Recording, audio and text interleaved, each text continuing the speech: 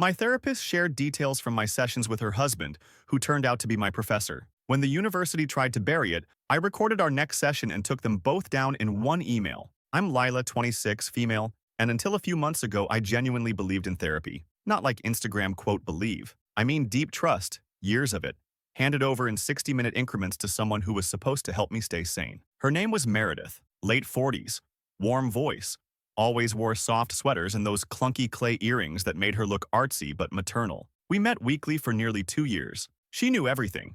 My trauma history, my panic attacks, my awful first boyfriend, the way I flinch when people raise their voice even slightly. She even knew about the crush I had on one of my professors last year, Dr. Brennan. That was fleeting, dumb, mostly symbolic, a power thing. I told her in passing, embarrassed, and she smiled like it was normal. Said something like, "Those fantasies are more about unmet needs than the person themselves." Classic therapist stuff. Anyway, I dropped the crush. Finished the class. Life moved on. This spring, I started seeing Meredith twice a week because I was in a rough patch. Anxiety was peaking, and I was dealing with a ton of pressure at grad school. And she leaned in, said she was proud of me, that I was growing, that I was doing the work. The cracks started showing in May. It was small at first. Meredith would ask strangely specific questions about my coursework, things I hadn't brought up, like, "How did your presentation go in Brennan's ethics seminar?" Or, "Did you end up challenging him on that utilitarianism argument you hated?" I figured maybe I had mentioned it in passing the week before and forgotten,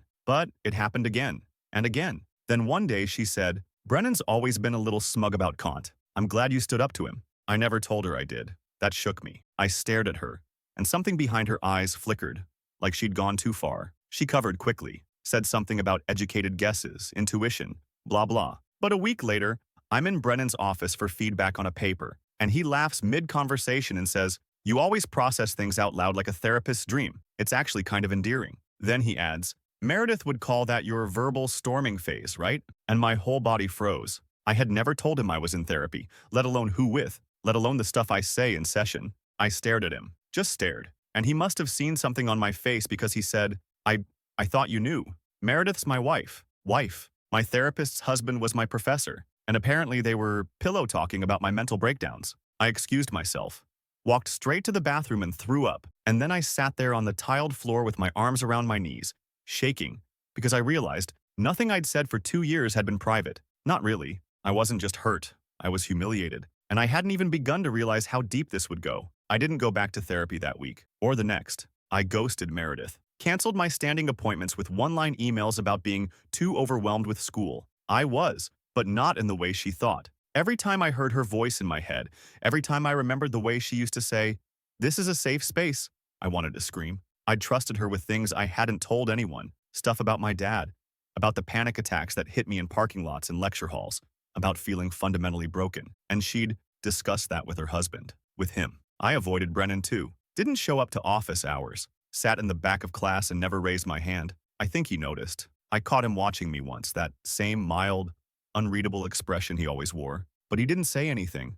Of course he didn't. He thought I knew. Thought I was fine with it. I wasn't fine. I was unraveling. It came to a head during a departmental seminar 2 weeks later. I was presenting on an ethics case study, something I'd volunteered for back when I still felt safe at school, and Brennan was moderating. I got through maybe 4 minutes before my voice cracked. Then it just stopped, like my throat closed up. I was sweating, dizzy. My hands shook so bad I couldn't hold the clicker. And Brennan, cool as ever, just stepped in, smiled like nothing was wrong. "Lila's been under a lot of stress lately. She's doing great. Let's give her a break and move forward." Like he was protecting me.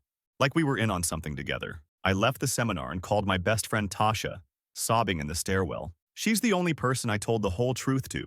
About Meredith, about Brennan, about the lines that weren't just crossed but blurred out of existence. "You have to report them," she said. But I was terrified of not being believed, of retaliation, of becoming that student who blows up her department because she got too emotional. Still, Tasha wouldn't drop it. She found the university's Title IX policy, and I read every line. It was clear. Dual relationships, power imbalances, breaches of confidentiality, all major violations. And then I saw it. Therapists contracted through student wellness services are bound by university ethics policies and subject to internal review. That was my in. Meredith wasn't some private practice rogue. She was on the university's payroll, and that meant she was vulnerable. I didn't want revenge. Not yet. What I wanted was to feel like a human being again. like someone whose secrets hadn't been dissected over dinner by the two people who held the most power over her. So I did the only thing I could think of. I scheduled one last session. Tasha lent me her old voice recorder. I sewed it into the lining of my tote bag, right behind the zipper. I tested it at home. Clear audio.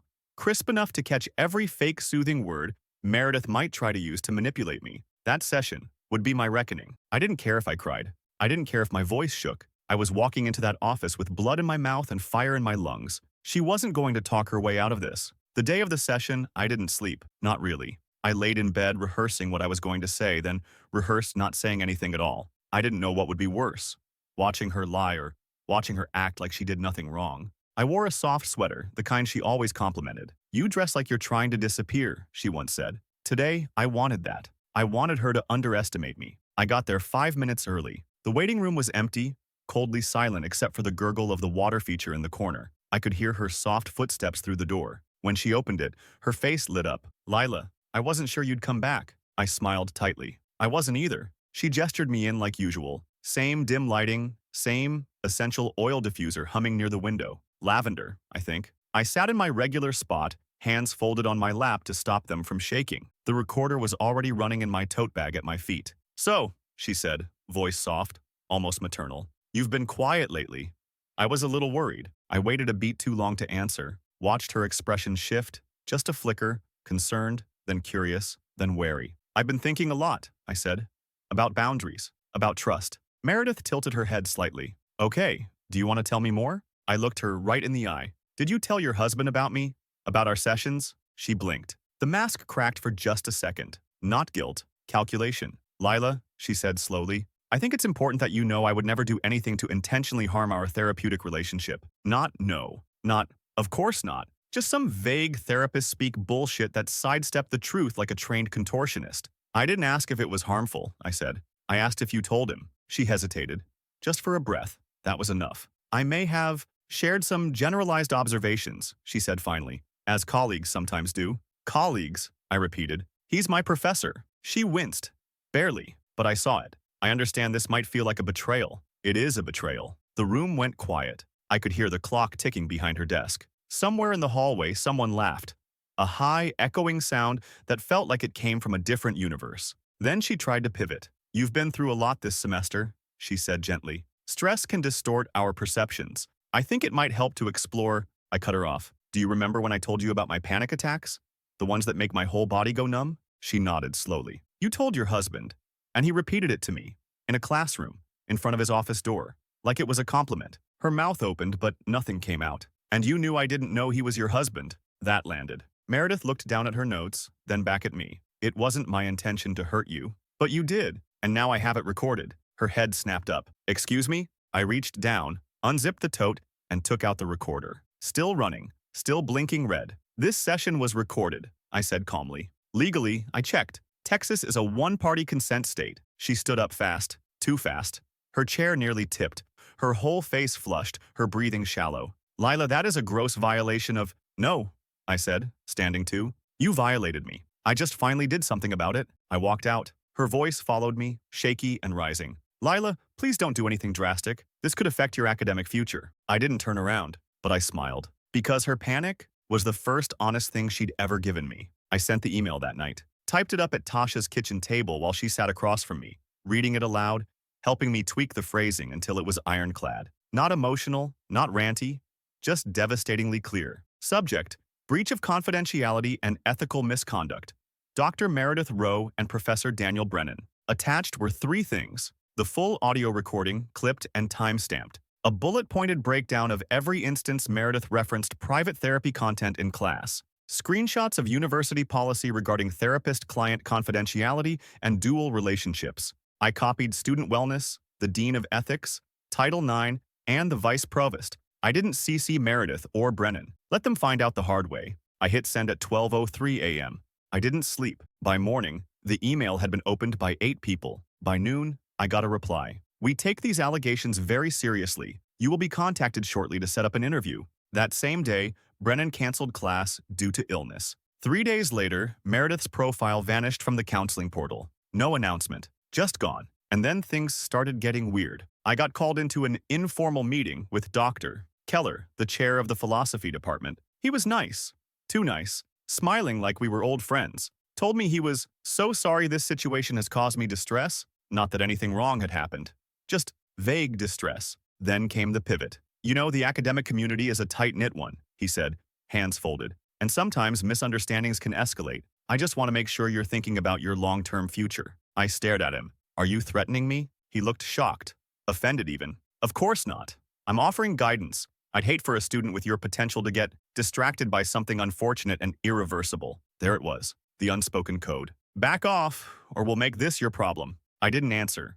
Just stood up and walked out of his office while he was still mid-sentence. I cried in the bathroom stall for 15 minutes afterward. Not because I was scared, but because I wasn't. Not anymore. And that terrified me in a different way. I'd snapped something inside, and I couldn't unsnap it. Later that night, Tasha got a call from a mutual classmate, someone who'd overheard Brennan in the faculty lounge, ranting about a vindictive student with a savior complex who was trying to ruin his wife's career over a misunderstanding.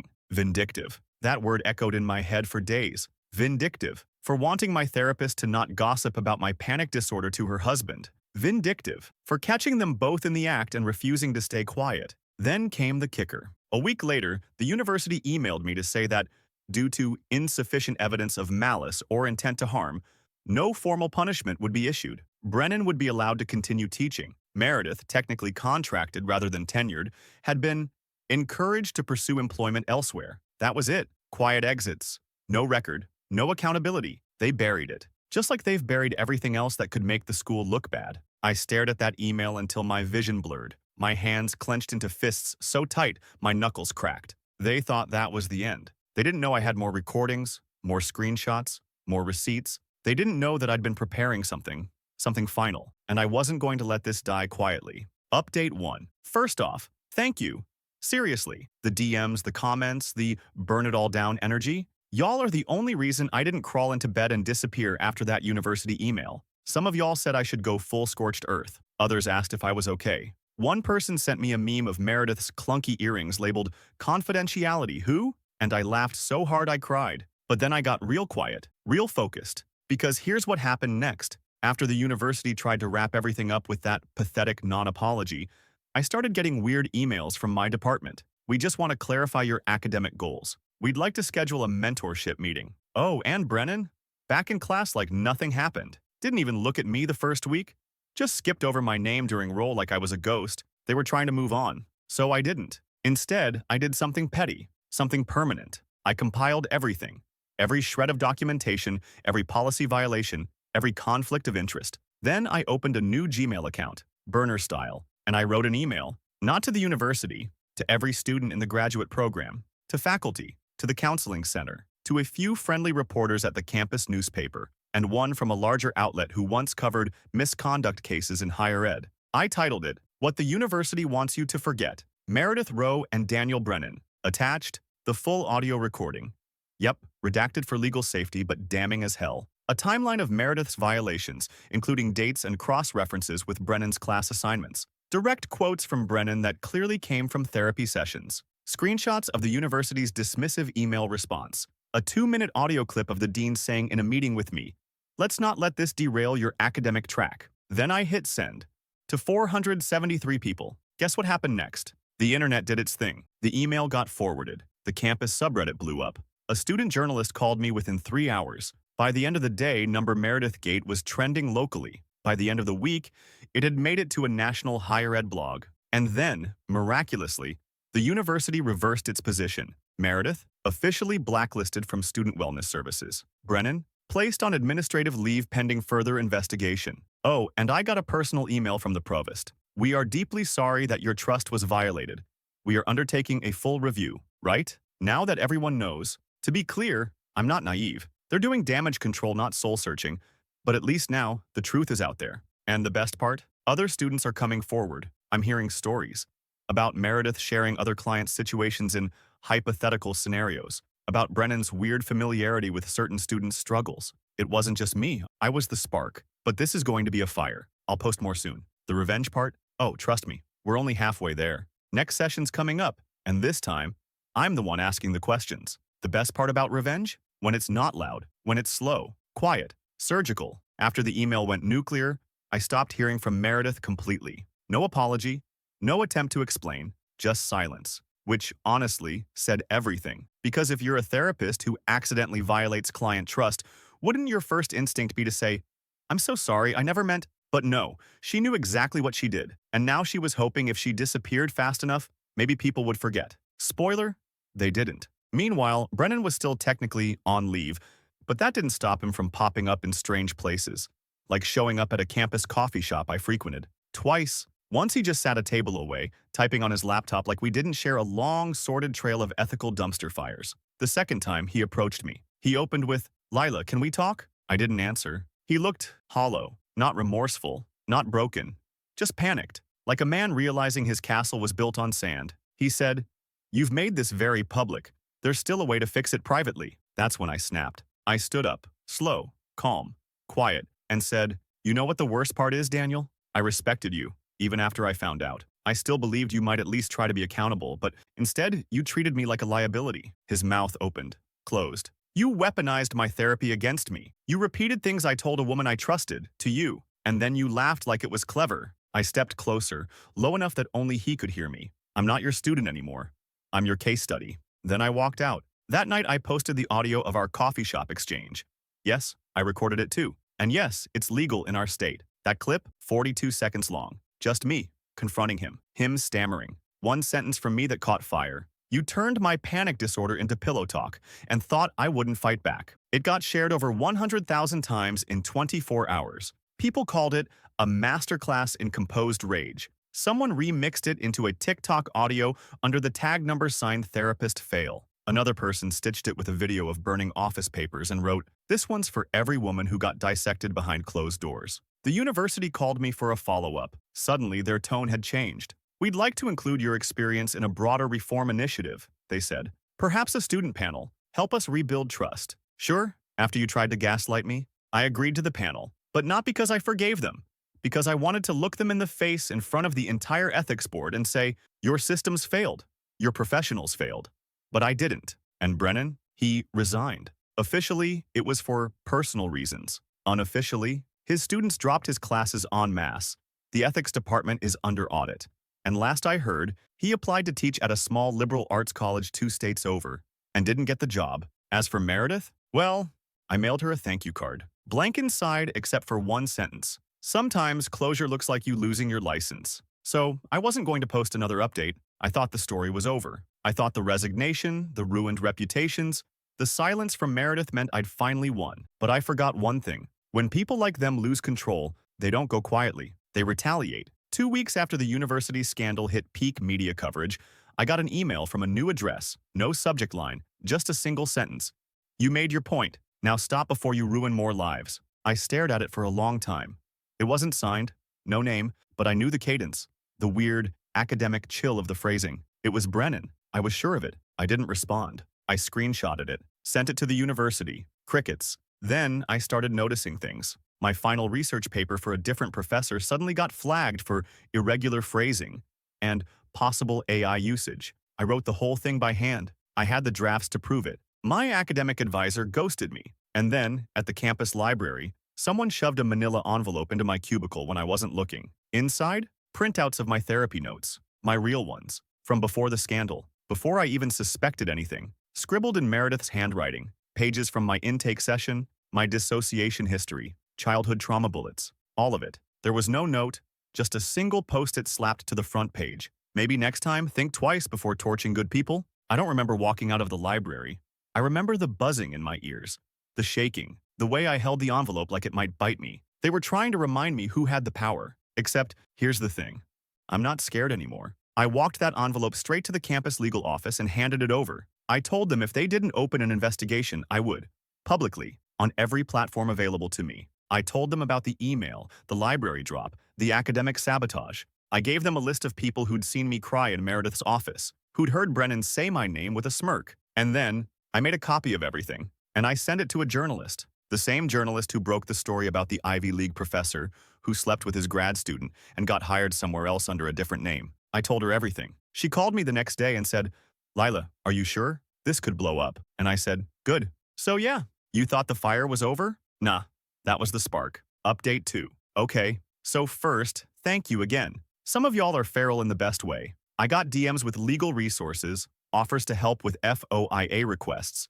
Even someone who works in university administration who straight up sent me a checklist titled, How to Force an Internal Investigation with No Lawyer. You're all chaotic angels, and I love you. Now let's talk about the nuclear fallout. The journalist? She published the story. Front page of a major education outlet. Therapist boundaries violated. Grad students' confidential files weaponized at University Ethics Department. She didn't use my full name, but it wasn't hard to figure out. Within 24 hours, I got 137 new Instagram followers and 3 emails from strangers saying they had similar experiences with Meredith. One girl said Meredith told her she was too dependent on therapy, right after she disclosed being suicidal. Another said Meredith guessed that her TA was abusive. Only the TA was Brennan, and they were married. It was a pattern, a sick little loop of trust, extraction, and power. The story exploded. The university issued a new statement, not the vague, "we're reviewing things" fluff, a real one. They admitted the mistake,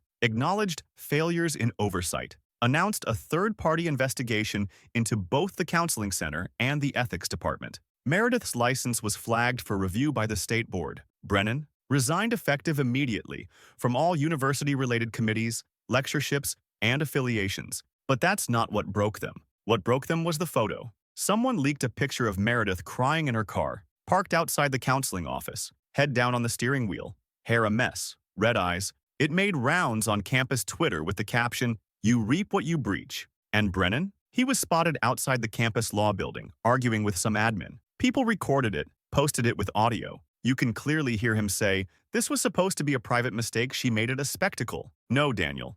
You both did. I just turned the lights on. Meanwhile, my classes? Professors started treating me with caution, like I might combust. One even said, "I admire your bravery," and then immediately dropped my participation grade by 10 points. Another told me I had too much visibility to be a good candidate for a department fellowship, so I did what I had to do. I transferred. Different university.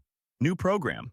Better reputation. The journalist connected me with someone on the admissions board. They waived the application deadline. They even gave me a stipend to move. I left without looking back. But before I did, I left one last thing behind. An envelope, sealed, hand-delivered to the new director of student wellness. Inside, a printout of Meredith's intake form, unedited, her handwriting, her mistakes, her violation. Clipped to it was a single post-it note, just in case she applies here. It took me a month to unpack in the new place. Not just the boxes, though, yeah, those too, but my body, my mind, my breath. I kept waiting for the shoe to drop, for some email from the old school or some weird letter from Brennan's lawyer. Nothing came. Silence, finally. But not the suffocating kind, the kind that makes space for your lungs to start working again. The new university didn't ask questions. They just said, "We're glad you're here." Professors didn't tiptoe around me. One even pulled me aside after class and said, "I read your case. You shook a system most people just survive." I almost cried right there, but the thing that really hit me was the first time I walked into therapy again. New place, new counselor, older guy with kind eyes and a soft voice like gravel underwater. The intake was slow, deliberate, trauma-informed. No clipboard shoved at me. No casual references to ethics like a slogan. When he asked if I had concerns about confidentiality, I laughed. It wasn't funny, but it came out like a reflex. He didn't get defensive, just said, "It's okay. We can rebuild that at your pace." And we are. I've started writing again. Not emails, not statements, just writing. I keep a file on my desktop called Things They Can't Take Anymore. It's got everything from dreams to grocery lists to poems so bad they'd make a 6th grader cringe. But it's mine, and it's quiet, and that feels like a revolution. One day I got curious and searched Meredith's name online. Her LinkedIn is gone. Her counseling license says,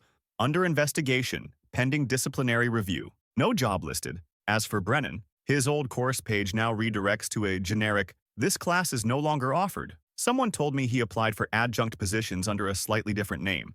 No one hired him. Apparently, being Googleable isn't great when the first result is a student quoting your Pillow Talk breach of confidentiality in a viral tweet. I don't know if they'll ever apologize. I don't need them to. They lost everything they thought made them powerful.